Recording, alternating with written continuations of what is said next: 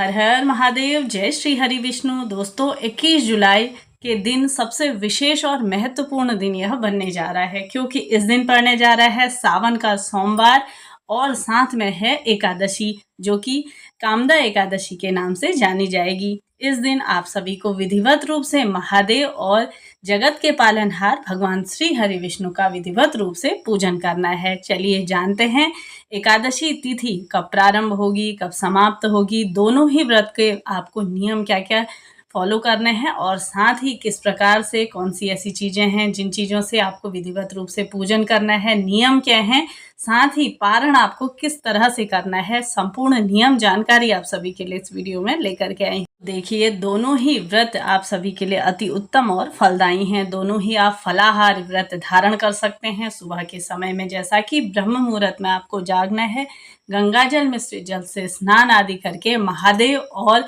संग भगवान श्री हरि विष्णु का विधिवत रूप से आपको पूजन करना है। श्री हरि विष्णु के पूजन में जैसा कि एकादशी तिथि पर चावलों का प्रयोग आप ना करें, हाथ में आप तिल का प्रयोग करें।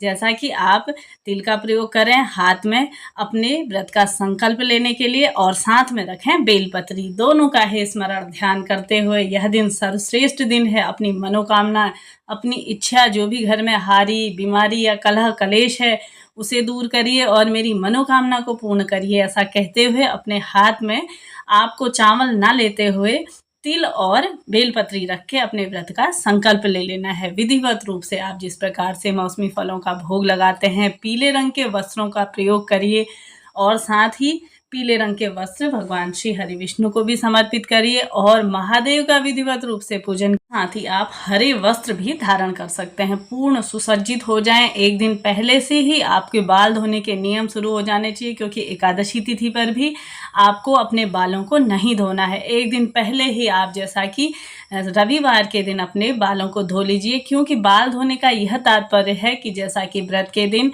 आजकल कई शैम्पू इत्यादि में अंडे इत्यादि का मिलावट करे रहते हैं, तो इसलिए हमारा व्रत का पूर्ण फल हमें प्राप्त नहीं होता, यानी कि हमारा व्रत खंडित होने की आशंका है। तो इसलिए आप क्या करें, एक दिन पहले ही अपने बाल इत्यादि धो लें। हो सके तो सुबह के समय में आप सिर्फ जल से ही अपने बालों को धो सकते हैं, ऐसा है। और साथ ही साथ आप सभी को, जैसा कि दोनों ही व्रत अति शुभ हैं, एक दिन पहले से ही आप शुद्ध सात्विक रहिए।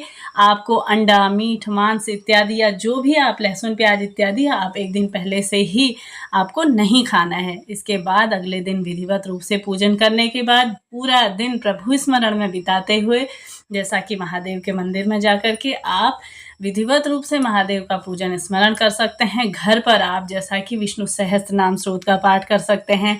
महादेव की कथाएं मैं आप सभी के लिए डाल दूंगी, वह आप सुन सकते हैं। शिव महापुराण की कथाएं आप सुन सकते हैं। इस प्रकार से पूरा दिन प्रभु स्मरण में बिताते हुए आपको शाम के समय में, जैसा कि फलाहार करके ही इस व्रत को आपको करना है।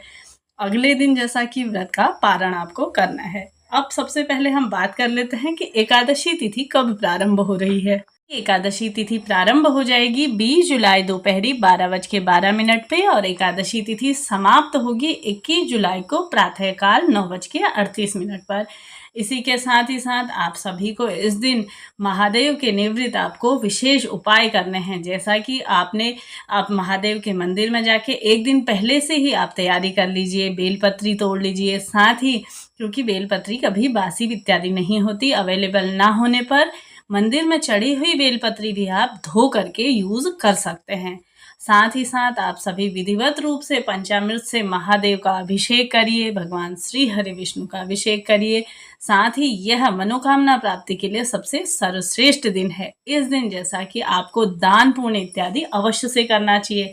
इस दिन जैसा कि आप सभी को पीले रंग के वस्त्रों का आप दान कर सकते हैं, अन्न का दान आप कर सकते हैं। जैसा कि द्वादशी तिथि पर कई लोग करते हैं, तो आप हो सके तो आप द्वादशी तिथि पर, यानी कि जब आपका व्रत पूर्ण होगा, दूसरे दिन आप पारण करेंगे, तो उस दिन भी आप दान इत्यादि कर सकते हैं। जैसा कि आप धन का दान कर सकते हैं, वस्त्रों का दान कर सकते हैं, अन्न दान जो कि महादान है, आप अन्न दान कर सकते हैं किसी ज़रूरतमंद को। जैसा कि छोटे बच्चे इत्यादि हैं, उन्हें स्कूल की बुक्स वगैरह इस तरह से भी दान कर सकते हैं। आप जो भी आपसे बन पाए, क्षमता सामर्थ्य अनुसार अवश्य से करना चाहिए। एकादशी के दिन आप पूर्ण रूप से दोनों ही व्रत आपके हो जाएंगे, तो आपको शाम के समय में जलाहार और फलाहार के माध्यम से ही यह व्रत धारण करना है। अगले दिन जैसा कि द्वादशी तिथि पे आप सभी को फिर से विधिवत रूप से जिस प्रकार से आपने एकादशी में भगवान श्री हरि विष्णु का पूजन किया, उसी प्रकार से द्वादशी तिथि पर भी आपको पूजन करना है। साथ ही साथ विधिवत रूप से पूजन करने के बाद शुद्ध सात्विक भोजन अपने घर पर बना लें। अपने पंडित जी को बुला के सबसे पहले उन्हें भोजन कराइए। साथ ही साथ ना करा पाने की स्थिति में सूखा कच्चा अनाज, कुछ फल दक्षिणा, चावल इत्यादि उनके घर पर आपको अवश्य से ही भिजवाने चाहिए उनके नाम के। प्रथम ये हो गया। अगला हो गया, आपने जो भोग स्वरूप में बनाया है, खिचड़ी इत्यादि बनाई है चावलों की, या साथ ही आपने खीर बनाई है, हलवा, पूड़ी, जो भी आपने भोग स्वरूप बनाया है भगवान श्री हरि विष्णु को समर्पित करके, साथ ही जिस प्रकार से आपने अपने व्रत का संकल्प लिया था, उसी प्रकार से आपने फिर से अपने व्रत का संकल्प ले लेना है और महादेव संग आपने श्री हरि विष्णु दोनों का ही नाम जप करते हुए, कहते हुए कि हे श्री हरि विष्णु जी, हे जगत के पालनहार भगवान जी, हे शिव शंकर महाराज, मैंने आपका व्रत पूर्ण किया। इस प्रकार से मुझसे जो भी इस व्रत में त्रुटि हुई है उसके लिए मैं क्षमा प्रार्थी हूँ। तो आप जो भी मेरी मनोकामना है, जिस इच्छावश भी मैंने यह व्रत किया है, उसे आप पूर्ण करिए। हाथ में जो भी आपने संकल्प स्वरूप रखा था उसी प्रकार से अगले दिन भी रखिए और उसे श्री हरि विष्णु जी और संग महादेव के चरणों में समर्पित कर दीजिए। इस प्रकार से यह व्रत आपका पूर्ण हुआ। तो जैसा कि एकादशी व्रत के नियम हैं कि आपको द्वादशी तिथि पर सही समय पर और सही टाइम पर ही अपने व्रत का पारण करना है, यानी कि व्रत खोलना है। हरिवासर के समय पे आप व्रत ना खोलें कभी भी, क्योंकि एकादशी व्रत का पूर्ण फल आपको प्राप्त नहीं होता। इसलिए आप सभी नोट करते हुए चलिए कि द्वादशी तिथि पर आपको पारण किस समय पे करना है। तो देखिए, पारण का शुभ समय रहेगा 22 जुलाई को दोपहरी 1:47 से, और तिथि में पारण आपको करना है सुबह के समय में, यानी कि 22 जुलाई को सुबह 5:37 से लेकर के 7:05 तक, इसी बीच में आपको अपने व्रत का पारण करना है, यानी कि व्रत खोलना है।